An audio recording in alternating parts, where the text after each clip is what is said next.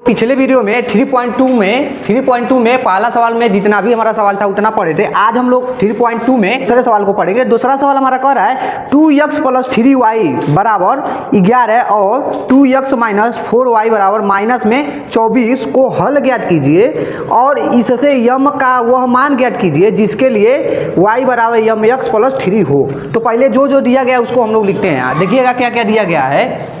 यहाँ अब हम लोग को दिया गया है, हम लोग का पहले दो को समीकरण दिया गया। क्या दिया गया है? दिया गया है 2x + 3y बराबर कितना दिया गया है? 11। ये समीकरण एक है। और एक और दिया गया है 2x - 4y बराबर माइनस में 24। ये समीकरण का है हमारा 2 है। और एगो दे रहा है y बराबर कह रहा है mx + 3। कह रहा है कि इसका यम का मान यहाँ से ज्ञात करना है। इसे दोनों समीकरण से बताना है हमको। यम का मान कैसे ज्ञात करेंगे तो देखिएगा ध्यान से। और इसको कैसे लगाना है हमको? इसको प्रतिस्थापन विधि लगाना है। आप लोग कल तो आए नहीं थे, प्रतिस्थापन विधि कैसे जानोगे जी? प्रतिस्थापन विधि का मतलब है या तो x का मान x के बराबर कुछ लिखे और y के या तो y के बराबर लिखे। जैसे में यहाँ से ऐसे हल करेंगे इसको। देखिएगा प्रतिस्थापन विधि बोलेगा तो कैसे हल करेंगे। क्या करेंगे ना, या तो हम लोग समीकरण 1 को ले लें चाहे समीकरण 2 को ले लें। तो हम क्या कर रहे हैं, समीकरण 2 को ले रहे हैं। तो देखिएगा लिखेंगे यहाँ से समीकरण 2 से, ठीक है। समीकरण 2 से क्या हो जाएगा? देखिएगा 2x - में 4y अब बराबर क्या है? इतना है ना। तो अब क्या करेंगे हम ना, x बराबर क्या करेंगे, इस सभी को लिखेंगे। इसको उठाकर हम उधर कर देंगे, x को सिर्फ बराबर की इधर रखेंगे। तो देखिएगा पहले हम लोग लिख लेते हैं 2x बराबर क्या हो जाएगा? माइनस में 24। और इसको उठा के उधर करेंगे तो प्लस में क्या हो जाएगा हमारा? 4y होगा। उसके बाद यहाँ से x का मान ज्ञात करना है तो क्या हो जाएगा? इतना ऊपर वाला जितना है उतना तो होगा करेगा और अपान क्या हो जाएगा? 2 हो जाएगा, क्योंकि यहाँ पर गुणा में इधर आएगा तो भागा में हो जाएगा। अब देखिए x बराबर हेठना मान आया ना, इसी x का मान क्या करेंगे? समीकरण 1 में रखेंगे। अब हम लिखेंगे यहाँ से, तब x का मान समीकरण 2 में रख, समीकरण 1 में रखने पर, समीकरण 1 में रखने पर देखिएगा रख रहे हैं, ठीक है ना। अब देखिएगा क्या है समीकरण 1? 2x प्लस का है 3y बराबर का है 11 है। तो देखिएगा 2 है तो 2 रहने दीजिए। x का मान हमारा यहाँ पर दिया गया है 24 + 4y अपन के ना 2 और फिर क्या है प्लस में 3y दिखाई दे रहा है नीचे बराबर 11 दिखाई दे रहा है, ठीक है। यहाँ से देखिएगा अब क्या करेंगे हम लोग, यहाँ लगाते हैं। फिर इसके बाद हम लोग क्या करेंगे? अब देखिए ये बताइए, यहाँ पर देखिए गुणा में है कि नहीं है? गुणा में। तो क्या करेंगे? 2 से 2 को काट देंगे, खत्म। बचा का यहाँ से अब बच गया हमारा माइनस में 24 और प्लस 4y और प्लस 3y और बराबर के ना 11 बचा। साफ दिखाई दे रहा है इसमें। चलिए अब देखिए अब क्या करेंगे, यहाँ से -24 को उठा के उधर करेंगे। देखिएगा प्लस y 4 प्लस y में है और ये भी प्लस में है। 4 और 3 कितना? 7 और y है तो y उसके बराबर का हो जाएगा 11 और इसको उठा के हम उधर करेंगे तो प्लस में हो जाएगा 24 होगा। 7y बराबर का हो जाएगा। देखिएगा यहाँ से इसको जोड़ेंगे तो कितना होगा? 35 होगा। 7 से 35 को काटेंगे तो क बार में? 5 बार में। y बराबर कितना? 5 आया। ये तो y का मान आया ना। अब इधर से हम क्या करेंगे? x का मान ज्ञात करेंगे। क्यों y और x का मान ज्ञात कर रहे हैं? कह रहा है यहाँ से m का मान ज्ञात करना है। तो हम लोग अगर y का मान ज्ञात रहेगा और x का मान ज्ञात रहेगा तो यहाँ पर रख देंगे और m का मान यहाँ से निकाल लेंगे। तो y का मान ही आया। अब y का मान हम क्या करेंगे ना, समीकरण 1 में रखेंगे। क्या करेंगे? लिखेंगे यहाँ से y का मान समीकरण 1 में, समीकरण 1 में रखने पर, ठीक है, रखने पर। देखिएगा आप समीकरण 2 का है 2x + 3y बराबर कितना? 11 है। अब देखिए रख रहे हैं हम y का मान यहाँ से 2x जैसे वैसे रहेगा प्लस 3 और गुड़े y का मान कितना? 5 और बराबर कितना? 11। 2x प्लस कितना हो जाएगा? 3 × 5 = 15 बराबर 11 होगा। 2x बराबर क्या हो जाएगा? क्या हो जाएगा यहाँ से? 2x बराबर क्या हो जाएगा? अब ये बताइए 11 और इसको उठा के उधर करेंगे तो माइनस में होगा जी। तो कितना हो जाएगा? ये 15। 2x बराबर कितना? 4। 2 से माइनस में 4 ना, 2 से काटेंगे 4 को तो 2 बार में कटेगा। तो x बराबर कितना यहाँ से आ जाएगा? माइनस में 2 आ जाएगा। आएगा जी, समझे? उसके बाद देखिए अब हम लोग का यहाँ से यक्स का मान भी ज्ञात हो गया और वाई का भी मान ज्ञात हो गया। अब क्या करेंगे, इसमें रख देंगे हम लोग।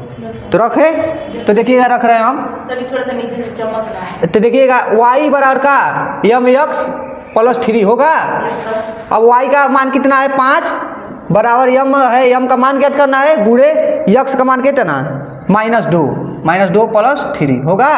और देखिए 5 जैसे वैसे रन दे रहे हैं। अब ध्यान दीजिएगा, इसका और गुणा इसमें करेंगे तो क्या हो जाएगा -2m होगा जी और प्लस 3। अब 3 को उठा के उधर करेंगे तो 5 - 3 बराबर कितना -2m होगा। अब इसको घटा लेंगे तो 2 बचेगा और -2m बचेगा जी। 2 से 2 बर्बाद, यहाँ से m का मान कितना आ जाएगा 1 आ जाएगा, माइनस में का आएगा। तो m का मान हम लोग से पूछा जा रहा था, तो m का मान यहाँ से निकाल दे। इस तरह से हमारा दूसरा सवाल क्या हो जाएगा, लग जाएगा।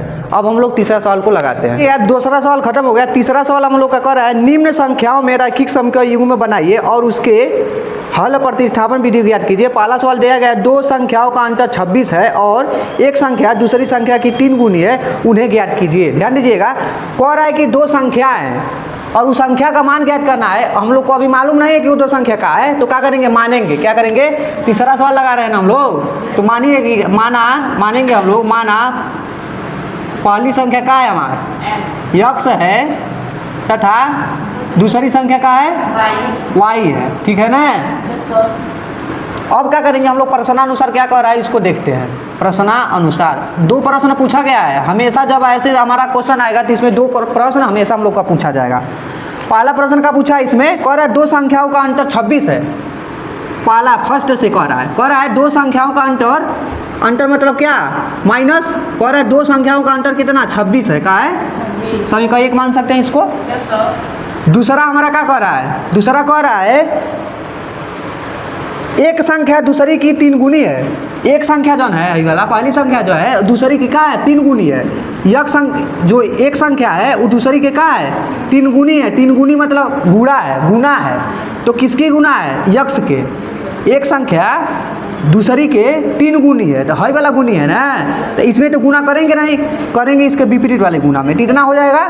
अब इसको देखिए क्या लिखेंगे, यक्स - 3y बराबर का 0। इसको समीकरण 2 मानेंगे, माने हम लोग। अब देखिए इसको कह रहा था पहले रैखिक समीकरण में लिखिए, तो मैंने रैखिक समीकरण में लिख लिया, ठीक। अब कह रहा है यहाँ से हमको प्रतिस्थापन विधि निकाल के बताइए यक्स का मान और वाई का मान। तो देखिएगा प्रतिस्थापन विधि से हम क्या कर रहे हैं, हम क्या कर रहे हैं ना, यहाँ से समीकरण 1 से देखिएगा ध्यान से, समीकरण 1 से देखिए क्या कर रहे हैं। समीकरण 1 का है यक्स - वाई बराबर कितना। अब देखिए इस बराबर निकालेंगे तो यक्स बराबर यहाँ से क्या हो जाएगा 26 और प्लस में वाई हो जाएगा, होगा 26 प्लस वाई होगा कि नहीं होगा जी। तो जब इतना हो जाएगा तो अब क्या करेंगे हम लोग, देखिएगा ध्यान से यहाँ से। अब यक्स का मान, जो यक्स का मान यहाँ से है, इसका मान क्या रखेंगे हम लोग, समीकरण 1 में रखेंगे। क्या करेंगे, नहीं समीकरण 2 में रखेंगे, क्योंकि समीकरण 1 से ही इसको लाए हैं, तो अब समीकरण 2 में रखेंगे। तो लिखेंगे यक्स का मान समीकरण 2 में रखने पर, चलिए रखते हैं, रखने पर जब इसमें रखेंगे जी, तो देखना ध्यान से क्या हमारा समीकरण है, यक्स - 3y बराबर 0 है। तो यक्स का मान हम लोग का क्या दिया गया है 26 प्लस में y और -3y और बराबर क्या है 0, इतना हो गया। अब बताइए यहाँ प्लस में y और ये -3y तो घट जाएगा कि ना, तो कितना बचेगा, माइनस में 2y बचेगा और बराबर कितना, इसको उठा के इधर करेंगे तो माइनस में 26 हो जाएगा, होगा जी। माइनस से माइनस बर्बाद हो जाएगा। 2 से 26 को काटेंगे 13 बार में कटेगा। y बराबर कितना आया, यहाँ से 13 आया। इसी y का मान अब क्या करेंगे हम लोग, समीकरण 1 में रखेंगे। तो लिखेंगे y का मान समीकरण 1 में रखने पर, ठीक है ना, रखे। देखिएगा समीकरण क्या है हमारा, यक्स - वाई बराबर 26 है। तो देखिएगा अब y का मान क्या दिया गया, मान ज्ञात करना है, यक्स तो ऐसे रहेगा माइनस y का मान कितना 13 बराबर कितना 26। यक्स का मान ज्ञात करेंगे यहाँ से, तो क्या हो जाएगा 26 और प्लस में 13 होगा। तो यक्स बराबर क्या आ जाएगा यहाँ से भैया यक्स वाई देखो 26 में 13 जोड़ेंगे तो कितना 39 जगह 39। तो यक्स का मान क्या आ गया हमारा 39 आ गया और वाई का मान कितना आ गया हमारा 13 आ गया। समझ में आया? इस तरह से हमारा तीसरा सवाल क्या ख़त्म हो जाता है।